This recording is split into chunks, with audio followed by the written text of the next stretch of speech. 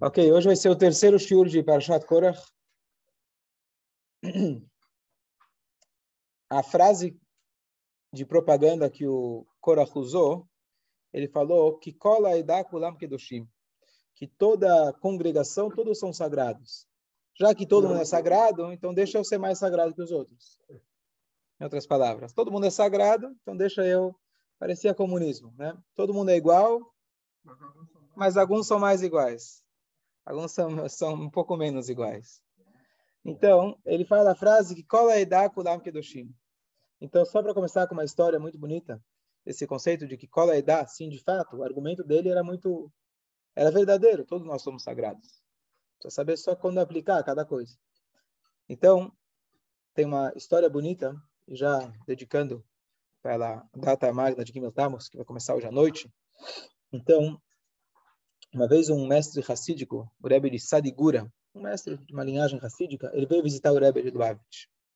Eles estavam conversando, como eram dois grandes líderes, estavam numa conversa, digamos assim, um pouco menos formal, e o Rebbe fez para ele um comentário, dizendo para ele a grandeza do Yehudi. E na época o Rebbe lutou muito, já seguindo a linha do Rebbe anterior, de conseguir expandir o judaísmo em plena Rússia comunista. O Rebbe mandou muitos shluchim dos Estados Unidos como turistas para a Rússia comunista, levando tefilim, levando livros, etc. Um dos truques clássicos era a pessoa levava 4 ou 5 pares de tefilim. E aí você chegava lá na imigração, na alfândega, perguntava o que é isso. Você fala, não, esse aqui é para dia de semana, esse é para Shabat, esse aqui é da minha esposa, esse aqui é da minha filha. Então tinha tefilim para a família inteira, e assim eles deixavam lá os tefilim para as pessoas. Os números de livros que você levava, eles contavam. O que eles faziam? Levavam livros novos, iam um armazém antigo, daqueles livros os mais antigos possíveis que tinham lá, que ninguém era mais inutilizáveis, e aí eles levavam, deixavam os novos e traziam de volta os velhos. Então, era tudo literalmente por baixo do pano. Então, o Rebbe comentou com ele que o Rebbe recebeu uma carta de um Yehudi da Rússia. Um Yehudi, para conseguir manter um mínimo de Torá e mitzvot na Rússia, era literalmente perigo de vida. E uma das coisas que sempre acabava acontecendo com o Yehudi, para que ele pudesse literalmente sobreviver, ele precisava trabalhar 7 dias na semana. Para ele ter um emprego, ele precisava trabalhar 7 dias na semana. E o Shabat sempre acaba sendo um problema muito complicado. As pessoas hoje falam, mas meu chefe não deixa. Ontem mesmo alguém me falou, meu chefe não deixa. Na verdade, ele contou que a esposa dele, ele queria muito que a esposa pudesse chegar em casa a tempo do Shabat. Não, mas meu chefe. Ele falou, bom, ou você avisa o teu chefe, ou senão a gente termina o nosso noivado. Foi uma coisa nesse sentido. Falou, tá bom. Pediu para o chefe falou, tá bom, não tem problema, pode voltar para casa. Esse é o nosso autossacrifício, um pouquinho mais fácil do que era na Rússia. Simplesmente perguntar para o teu chefe se você pode voltar e compensar as horas. Então, o Rebbe contou que ele recebeu uma carta do Yehudi. E essa carta continha a seguinte pergunta. O Rebbe elogiando a força do Yehudi. Primeiro, para ele mandar uma carta para um rabino do outro lado do oceano, isso já poderia ser um crime grande o suficiente para mandar ele para o Gulag. Mas ele escreveu a carta. O que você espera que ele vai pedir uma carta para um Rebbe? Uma brachá, me tira daqui. E o que o Yehudi perguntou? O Yehudi escreveu o seguinte. Eu, Baruch Hashem, consegui um emprego que eu consigo estar lá presente, eu vou até o escritório, mas eu consegui arranjar de tal forma com o meu chefe que eu não preciso fazer nenhuma transgressão. Eu vou até lá, não toco em nada, não mexo em nada, não trabalho em nada, e dessa forma eu consigo cumprir o Shabat. Qual é o meu problema? Existe uma regra de que o nosso vinho, o vinho quando ele não é mevushal, quando ele não foi pré-pasteurizado, cozido, você tem que tomar muito cuidado para que um não-judeu não toque nele. Mas mesmo um judeu, se ele não cumpre o Shabat, ele toca nesse vinho, pode ser um problema. Especialmente para você fazer o Kiddush. É muito importante que o vinho que a gente toma seja um vinho kasher e o vinho que a gente toma que seja mevushal, que seja cozido. Porque quando ele não é cozido, tem que ter muito cuidado. Porque o Yehudi, que se Deus nos livre não cumpre o Shabat, isso pode acabar afetando o vinho de forma negativa. Qual é o problema? Ele disse. Ele falou, meu problema é o seguinte, eu cumpro o Shabat 100%, mas as pessoas da minha família, quem estiver na minha casa, não sabe disso. Eles não sabem que eu cumpro de fato o Shabat. Eles acham que eu vou trabalhar. Eu não posso contar. É perigo de vida. E a minha pergunta é, como eu devo fazer com o Kiddush? Porque o vinho que nós temos aqui não é mevushal. E eu posso ter uma outra opção, que não é ideal, de fazer Kiddush com a halá. Em vez de fazer borei priagafen, a gente faz o trecho inicial do Kiddush, o Yom HaShishi, você faz antes. Isso é bom saber, porque se você por acaso não tem o vinho, no último caso não pode, não consegue tomar vinho, então você faz o Yom HaShishi, aí você faz Netilat Yadayim, fica em silêncio, e aí você faz Savrim Aranan, Baruch Atah Hashem Elokeinu Melech Motzi Lechem Min Haaretz, Baruch Atah Hashem Elokeinu Melech Asher Kiddushad Mitzvotav V'Sabbat, e continua o Kiddush, Mekadesh HaShabbat, senta, corta a halá e come. Você faz o Kiddush com a halá em vez do vinho. Mas a halá não tem esse problema. Então, a minha pergunta é se eu faço o Kiddush com o vinho ou se eu faço o Kiddush com a halá. O Rebbe mostrando para esse outro Rebbe, olha a força do Yehudi. Ele está do outro lado do mundo. Ele poderia perguntar, pedir uma brachá para qualquer coisa, para poder sair, para poder se livrar. E a preocupação dele é com um detalhe pequeno da halá, não é nem que ele vai deixar o vinho ruim. As pessoas vão achar que ele... Tá bom? Isso é Kolayedá Kulam Kedoshim. Aqui nesse livro ele termina a história por aqui, mas a história tem uma continuação. O Rebbe de Sadigura perguntou para ele, então qual foi o final da história? O que o senhor respondeu para ele? O Rebbe falou para ele, não importa. Tipo, não importa em português, parece meio grosso. Não, mas não é relevante. Tá bom? Muitos anos depois, alguém estava com o Rebbe e essa história, na conversa, voltou. E ele, não sei se desculpa, ele não estava com o Rebbe. Ele encontrou aquele Hassid. Ele descobriu aquele Hassid, por acaso, ele descobriu, aquela pessoa nunca contou para ninguém, ele acabou saindo da Rússia, veio para os Estados Unidos, e numa conversa com ele, ele acabou entendendo que esse era o cara que tinha mandado a carta para o Rebbe, que a história era famosa, mas o Rebbe não tinha contado quem era. E aí ele pergunta para o homem, e o que o Rebbe te respondeu? O Rebbe me respondeu que não é relevante.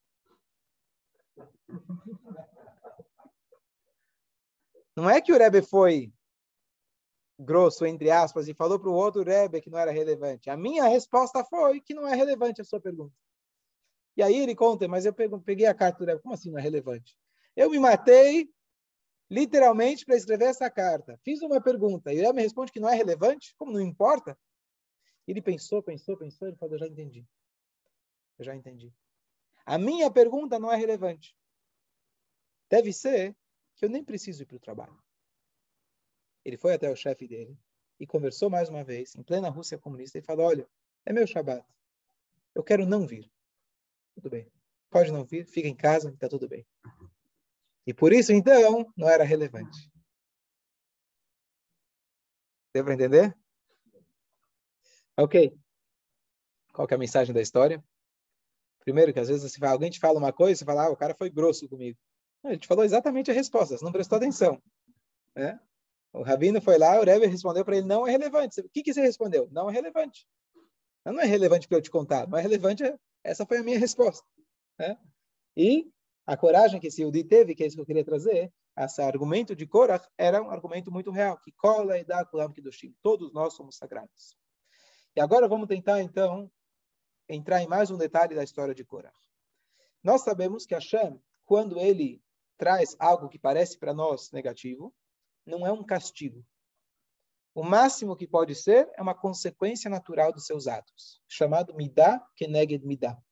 Quando Hashem, na linguagem comum, castiga alguém, não é um castigo, e sim uma consequência natural dos seus atos. E Hashem, ele mostra para você, para te dar uma lição. Hashem é um pai que ama a gente. Então a pergunta é, nesse castigo, qual foi o castigo de Korach? Qual foi a consequência de Korach? O que aconteceu com ele? Ele foi tragado pela terra. O que tem a ver ele ser tragado pela terra? Que é uma coisa que nunca aconteceu antes. Não só que não aconteceu antes, nunca aconteceu depois. Tem uma história, na verdade, o Korach da Cracóvia, quem conhece a história, mas não é o que se conhece, pelo menos de forma oficial do Tanakh, é a única vez. E não somente que é um milagre, É um milagre completamente fora do comum, a ponto que o Pirkei Avot diz para a gente que uma das coisas que foi criado no bem na Shmashot, quando Deus criou o mundo, meio que Deus falou, tá pronto o mundo. Aí depois, acho que esqueci algumas coisas. Aí Deus ele criou o burro de Bilam, Deus ele criou a boca da terra para engolir Korah. Algumas coisas, claro que Deus não esquece, mas forma de dizer, deixou para a última hora. Algumas coisinhas que faltavam, umas coisas que iam ser importantes para o decorrer da história, que precisava já deixar pronto, que o mundo não é uma coisa natural para o mundo tê-las. O burro de Bilam e a Piaretz, Piaretz, Piaton, quem mais? Quem lembra? A Kesha da Amana, a Luchot, as Luchot, Shamir. Carneiro da Akedah. Carneiro da Akedah, boa. Sim, o Shamir também. Foi nessa hora. Piares, Piaber, Kesha, Teaman. Não? Oman. Bom, tem que revisar mais um pouco porque a rota. E aí, então a pergunta é, por que será que ele recebeu esse tipo de retribuição? Por que justamente um buraco na terra? Poderia acontecer qualquer outra coisa com ele. Vamos lá?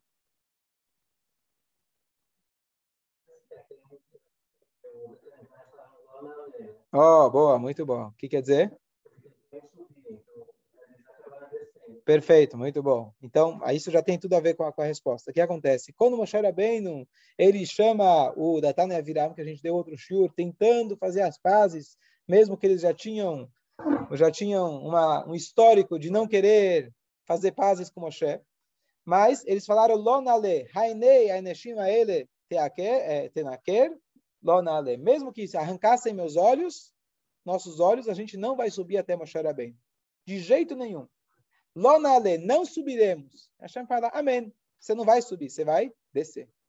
Você vai para o fundo da terra. Esse é um detalhe.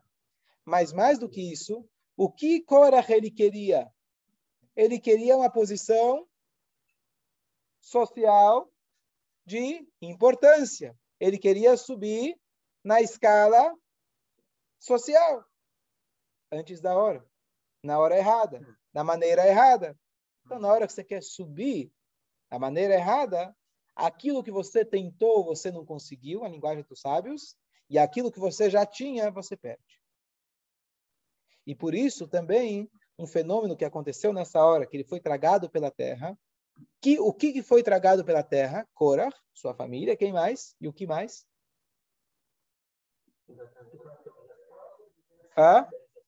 As posses deles. Os 250, eles depois foram queimados. Veio o fogo, queimou eles. Korah e aqui Datan e Aviram, eles foram tragados pela terra com todas as suas posses. Se Korah ele pecou, por que Deus precisava sumir com as posses deles? Poderia usar essas posses para qualquer outra causa nobre. Boa pergunta, muito boa pergunta, família. Não tenho a resposta na cabeça, talvez eu...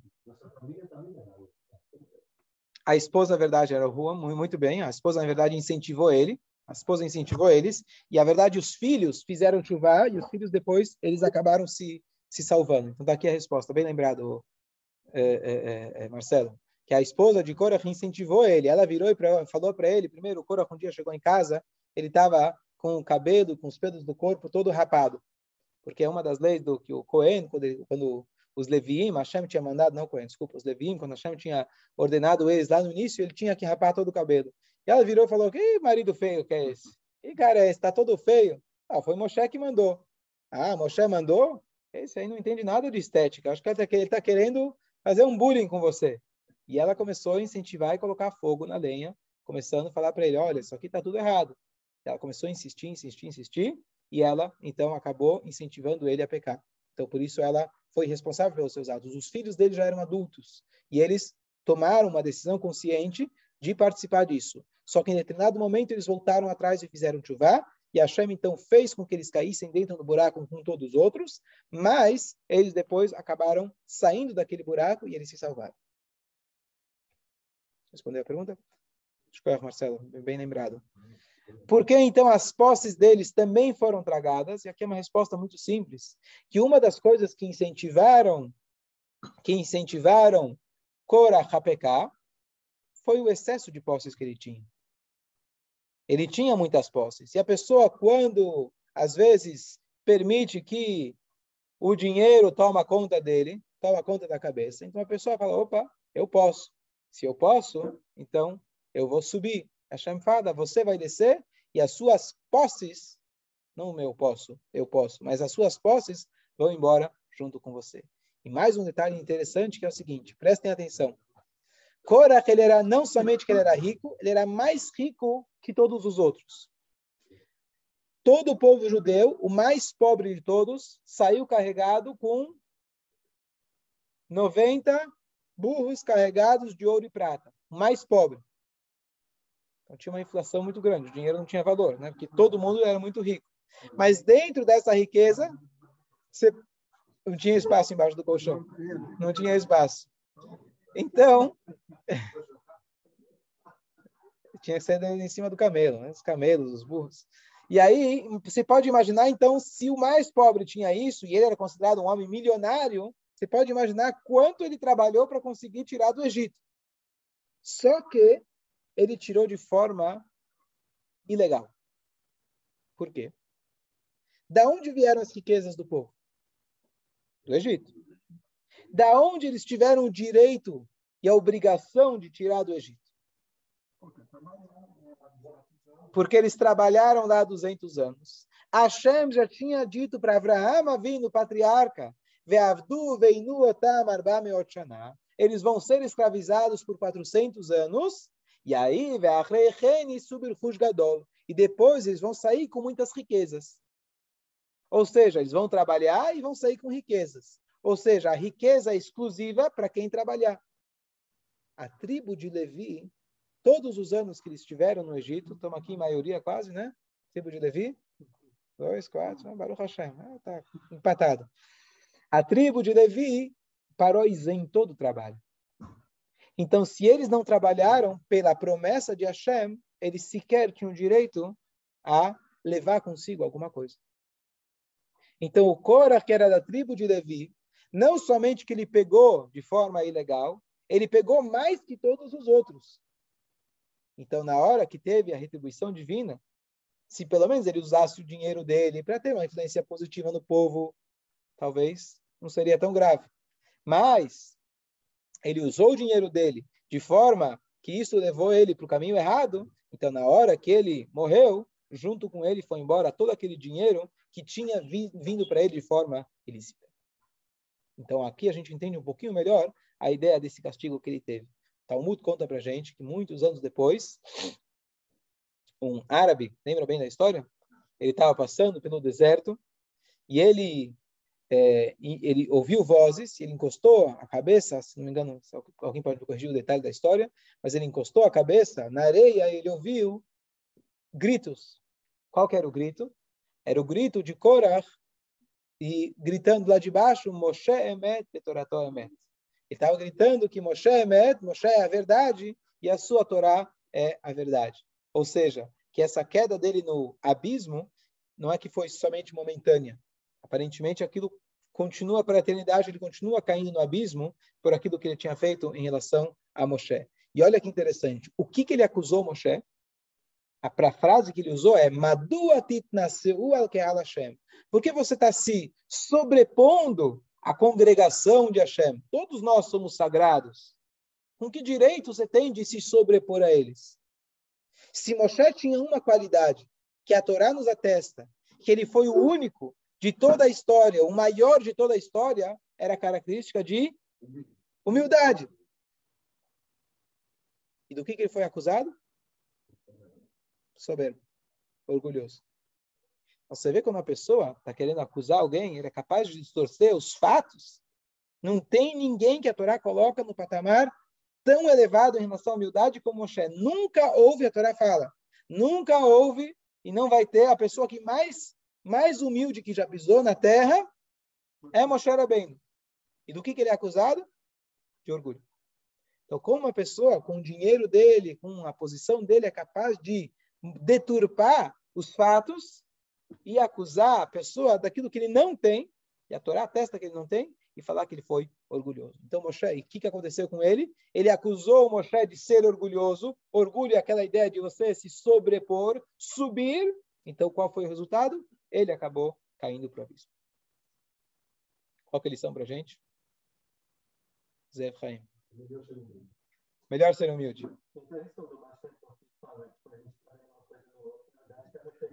100%. Perfeito. Perfeito. Perfeito. Então, como você poderia acusar Moshe Rabbeinu de ser orgulhoso? É impossível. Você está olhando o branco, você vai, isso é preto. É impossível. É simples. Se você está com óculos preto, você vai enxergar tudo preto. Não tem outro jeito. Então, é claro que ele estava refletindo no outro, projetando no outro, aquilo que ele mesmo sentia dele mesmo. Ele era muito orgulhoso, então ele olhava isso e acusava Moshe daquilo que ele mesmo sentia dentro dele. Perfeito. Escolha. O que mais, Israel? Tudo certo? Falou Lechaim já?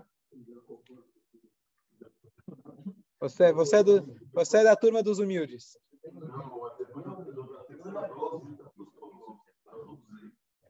Fala. Um dedo. Você tem 3 apontando para você. Perfeito.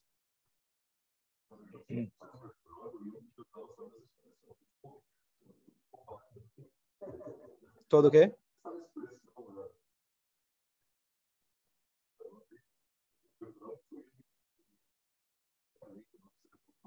Espelhamento, claro. Ele aprendeu com o Baal Shem Tov. Verdade, o Baal Shem Tov trouxe esse conceito para o mundo, e depois que ele trouxe esse conceito, mesmo no mundo laico, se conheceu isso. Essa ideia de projeção, espelhamento, foi o Baal Shem Tov. Baal Shem Tov 300 anos atrás. Um pouquinho antes de Freud. Um pouquinho não, um pouquinho bastante. Mas é verdade.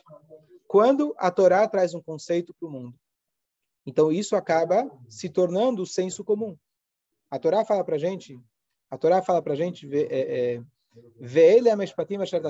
essas são as regras que você vai colocar perante o povo judeu. E essas, dizem nossos sábios, que esses são do Sinai também. O que significa que essas leis são do Sinai?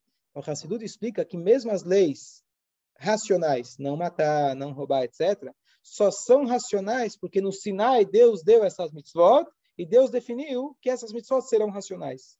O não roubar e não matar só são racionais porque assim Hashem deu na Torá. Então, o fato que Freud e a psicologia hoje fala sobre o espelhamento e a projeção é porque realmente o Baal Shem Tov ele trouxe esse conceito no mundo. Esse é um conceito da Torá, claro, mas o Baal Shem Tov ele deu um foco nisso maior, de que quando ele fala que o mundo é um espelho, quando você enxerga no outro alguma coisa, na verdade é você mesmo. Então, por isso acabou entrando também no mundo laico. Então, antes de você fazer a tua prova de faculdade, faz aqui um shiur, e você vai se dar melhor na... Então, aí você dá para eles as fontes verdadeiras. Sim. A ideia de ser, de que os bens dele fossem enterrados juntos, né? Quer dizer, não deu uma lição para ele, ele morreu, para ele não fez diferença. Mas olha que interessante.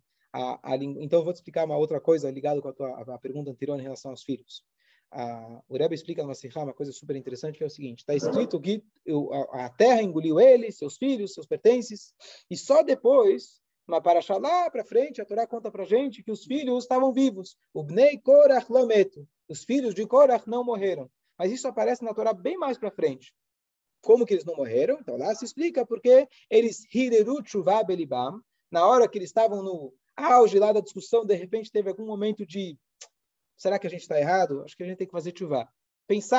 Tiveram esse pensamento, Hashem hesitaram, tiveram esse pensamento, então na hora H eles foram engolidos e depois está escrito, Hashem, ele fez um espaço para eles lá numa plataforma no buraco e eles escalaram e saíram de lá. Mas então a pergunta é, por que a Torá só conta isso muito depois? Deveria contar aqui na história, eles foram engolidos, todo mundo foi engolido, e depois eles saíram e não morreram. E a resposta é o seguinte: isso que eles fizeram tshuva, que eles se arrependeram, foi no coração. Perante a turma, eles estavam ainda no time de Korah. Então não tinha como Deus, entre aspas, falar, não, então vocês estão tão livres. Abertamente, eles tinham ido contra Korah, contra Moshe. Então eles tinham que ser tragados perante as pessoas. Quando foi que eles saíram? Muito tempo depois.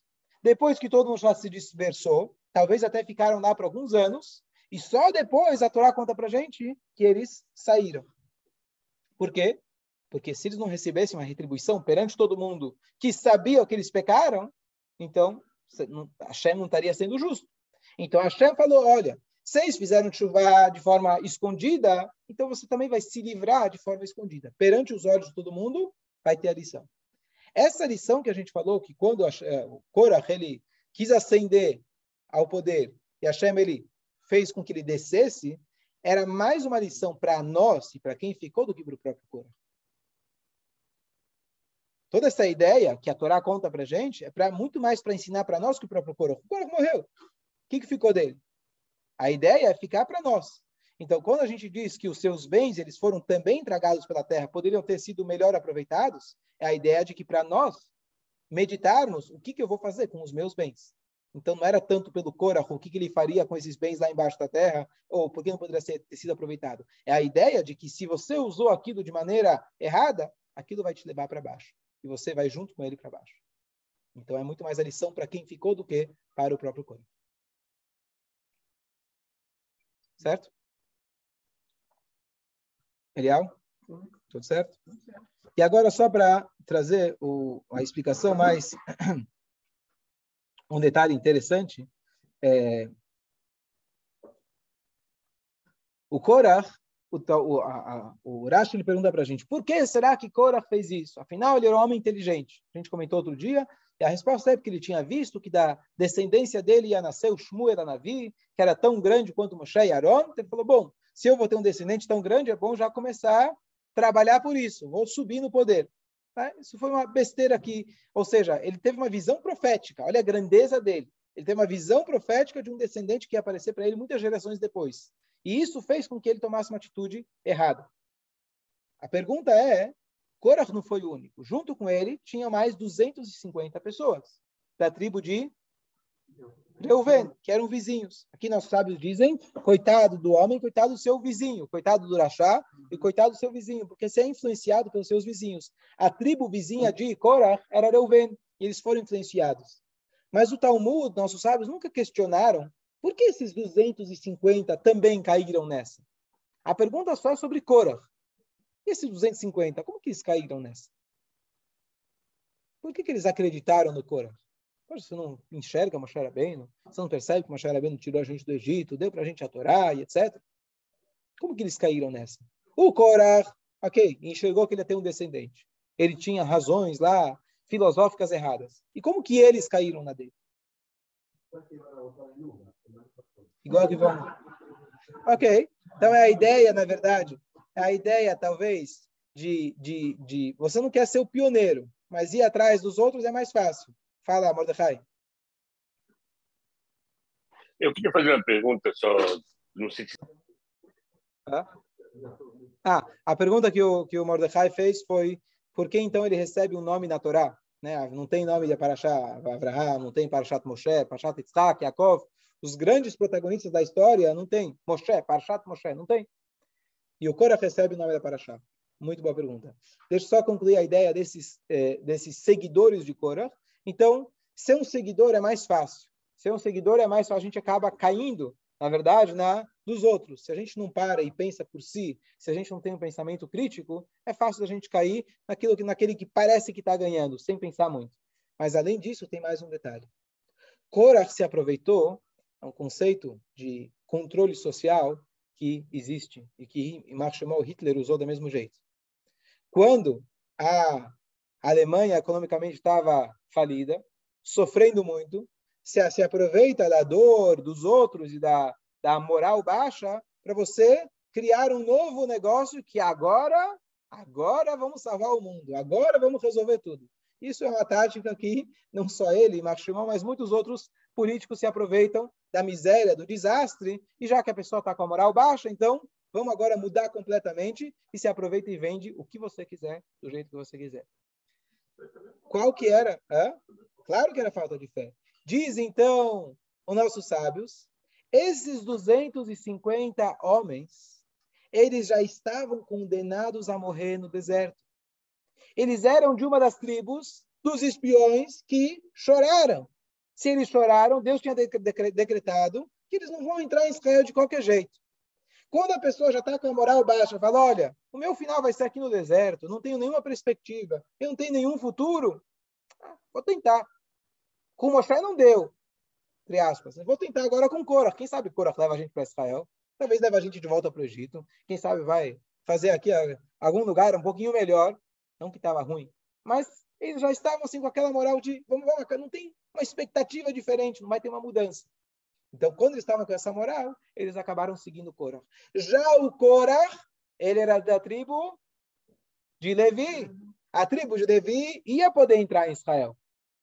Então, ele estava no poder, ele estava na vantagem, ele tinha uma expectativa. Ele aproveitou da miséria dos outros. Então, por isso, os sábios questionam como Korah pensou nisso. Então, Korah viu lá, enxergou o neto dele, etc. Mas esses 250, é óbvio que ele conseguiu conquistar eles. Ele conquistou, ele aproveitou a baixa moral deles. E aqui uma mensagem histórica para a gente não se permitir que em momentos de queda, de desespero, a gente tomar uma decisão, a gente seguir uma nova moda, achando que agora vai mudar tudo. Quando a gente está em momentos difíceis, espera para tomar decisão. Não se apegue a grandes novas promessas. Shabbatai Tzvi, que era um Yehudi, que ele prometeu, e ele disse que ele era o novo Mashiach, era um psicopata, um doente mental, literalmente. Ele fez um dia um casamento dele com a Torá. Ele inventou uma brachá chamada Matir Isurim. Em vez de Matir Asurim, que Deus liberta os presos, Deus liberta o proibido. Então, ele, Matir Isurim, Deus permite o proibido. E aí ele comeu em Yom Kippur aquele animal, fez questão de forma pública, etc. Mas ele era a promessa de Mashiach. Como que ele conseguiu convencer as massas que ele era o Mashiach? Ele pegou uma época depois da destruição de Khmelnytsky, Tafetat, o povo estava desmoralizado por completo, que eles tinham sido massacrados, literalmente dizimados. Centenas de comunidades judaicas tinham sido literalmente destruídas por esse Khmelnytsky. E aí apareceu a nova promessa da salvação. Eu sou o Messias, vai todo mundo vir para Israel, e ninguém parou para criticar. Quem sabe? Quem é esse homem? Qual que é a índole dele? Ninguém parou para pensar, porque na hora do desespero, o que você faz? Você compra qualquer coisa.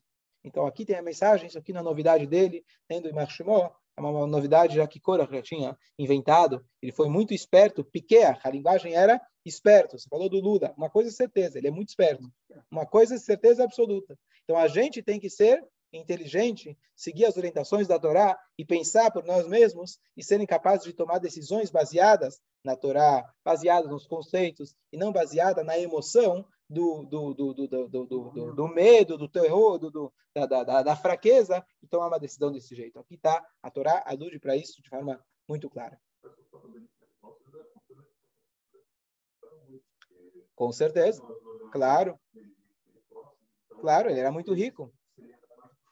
Quando uma pessoa pobre fala uma coisa inteligente, ninguém dá bola. Quando um rico fala uma besteira, esse cara é um gênio. A frase dele fica gravada para...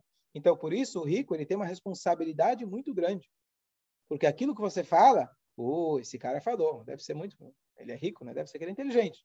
Né? Então, ele deveria ter usado o poder dele, da riqueza dele, para poder crescer e fazer com que os outros crescessem. Ele não fez. Só para concluir a história, a pergunta do Mordecai, por que ele recebe o nome da Torá? É uma pergunta muito difícil de entender. Inclusive, as parshiot que escolhem nomes, tem um que é Pinchas, que ele era um herói, mas você tem Balak, você tem Korach, Yitro era o sogro de Moshe, dá até para entender, e Noach. Né? Tá bom. Noach, tudo bem, você concorda. Noach, você concorda. Mas Korach e Balak é muito difícil de entender. O pior é o Balak, mas Korach... Então, uma das coisas, na verdade, os nomes das parshiot, não existem nomes das parshiot. Os nomes das parshiot são convenções passadas por tradição. Porque na Torá não tem ponto final e não tem título. Se você ler a Torá corrida, é um texto corrido praticamente. A divisão das parshiot, inclusive, que a gente lê no Shabat, também é uma convenção, porque a divisão na Torá, a única divisão que tem, na verdade, como se fosse pular linhas, de vez em quando pular linhas. Essas seriam as parshiot. Numa parshiá que a gente lê numa semana, às vezes tem 5, 6 linhas puladas. Então, essa forma de dividir a Torá foi uma convenção passada por tradição, adquirida ao longo dos anos pelo povo. Então, você vai dizer, então não é um nome que a Torá deu. Mas, o fato que esse nome foi adotado pelo povo judeu, isso sim, a gente sabe que Minhag Israel, um costume judaico, Torá também faz parte da Torá. Então, tem alguma lição. Então, pelo menos para a gente entender qual é a lição de Korach, isso a gente vê uma coisa incrível.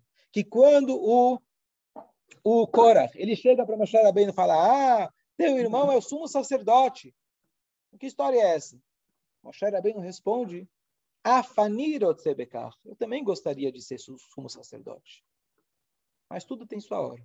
Tudo tem seu momento. Inclusive está escrito que se Korach esperasse um pouco mais, ele iria receber a posição de liderança dele. Ele era da família, ele era Levi, ele era uma pessoa influente, era uma pessoa que tinha visão profética. Se ele soubesse se comportar, ele iria receber uma posição muito importante. Mas ele foi afobado, ele foi antes da hora.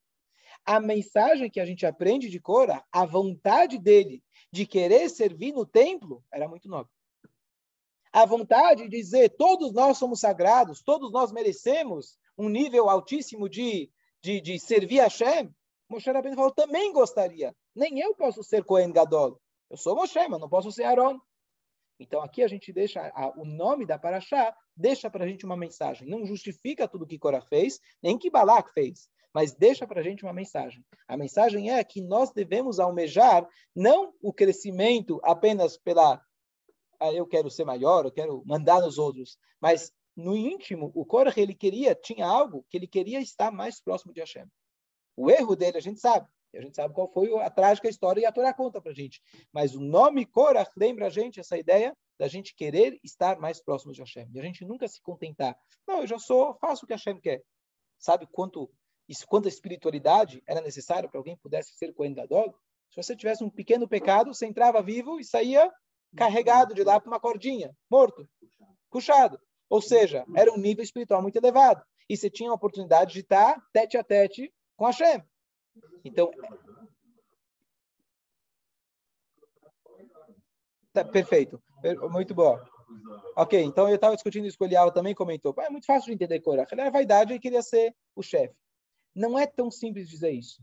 Porque Korach, ele era uma pessoa de alto nível espiritual. Então, dizer só Korach de maneira superficial, ele é um cara que queria a posição, que o cara que é orgulhoso, é uma resposta, é um modo de interpretar, mas é um modo ainda superficial. Porque Korach era uma pessoa muito avançada espiritualmente. Então, por isso ele também ele também tinha profecia. Também tinha profecia. Ele previu o futuro. Isso estou falando, ele tinha profecia, ele era um profeta. Então, para ele errar nessa grandeza, então aí, os sábios eles ficam discutindo, alguma coisa tinha. Eu não tento justificar o Bilam, a gente não está tentando justificar o Haman ou o Balak. O que ele fez? Eram perversos. Korach era um Yehudi. Korach, ele viu o Moshe Rabbeinu recebendo as Luchot, ele viu o Moshe Rabbeinu tirando o povo do Egito. Ele mesmo era um grande sábio, mestre, inteligente, tinha todas as capacidades de ser realmente um líder. Então, por isso a gente tenta cavar um pouco mais fundo, de entender o que estava passando por trás. Talvez no pensamento superficial dele, era arrogância. Mas lá dentro, ele tinha um potencial espiritual muito grande. Então, quando a gente analisa a Torá, a gente vai tentar, cada vez indo camadas um pouco mais profundas, para a gente entender, mais, de novo, não é para entender o Korach em si, mas para entender qual que é a mensagem para nós. Que mesmo quando alguém ele é muito grande espiritualmente, ele é passível de erro. E o erro de alguém, quando ele é maior, o impacto que se sofre também é muito maior. A consequência é muito maior. Então, a mensagem que a gente pega de Korach, que ele fez um erro, na verdade, não tão grande. O erro dele foi o timing. Mas a vontade dele, o que impulsionou ele, eu quero estar mais próximo de Hashem, é uma mensagem que a gente pode levar para a nossa vida. E nunca se contentar com aquilo que a gente tem, no sentido espiritual, e cada dia se almejar para você estar mais próximo de Hashem e querer estar mais próximo e crescer nesse sentido. Tanto é que Moshe Rabbeinu respondeu, eu também quero. Então a vontade é legítima, só que saber a hora de cada coisa. Bom dia a todos, Guichabes.